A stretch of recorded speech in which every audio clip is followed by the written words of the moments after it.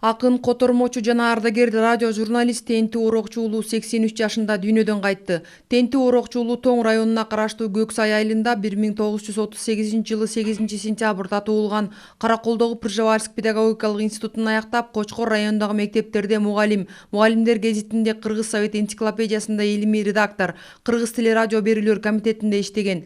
Тенти Орокчу уулунун «Мекенимди даңктаймын» деп аталган алгачкы ырлар жыйнагы 1978 жылы жарык көргөн. Казак жазуучусу Абди Шынбатаровдун «Аксай жайлоосунда» деп аталган повесть жана аңгемелер жыйнагын которгон.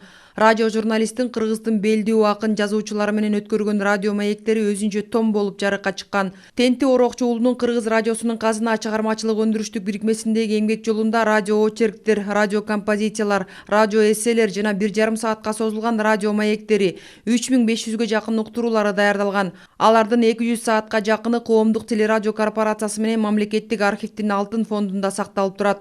Ошондой эле жума сайын жарым сааттан Таберик аттуу көркөм жана публицистикалык радио түрмөгүн үзбөй эфирге чыгарып келген. Тенти Орокчу уулу Кыргыз радиосунан ардактуу эс алууга чыккандан кийин Кыргыз руху гезитинде баяндамачы жана Манас радиосунда Таберик уктуруусунун автору жана алып баруучусу болуп иштеген. Тенти Орокчу уулунун көп жылдык чыгармачылык эмгеги бааланып, Кыргыз Республикасынын маданиятына эмгек сиңирген ишмер, КТРКнын отличники деген ардак наамдар, даңк медали ыйгарылган. Кыргыз Республикасынын эл баатыры, жазуучу Түгөлбай Сыдыкбеков менен болгон 25 сааттан ашык маеги үчүн эл аралык Түгөлбай ата коомунун сыйлыгын алган.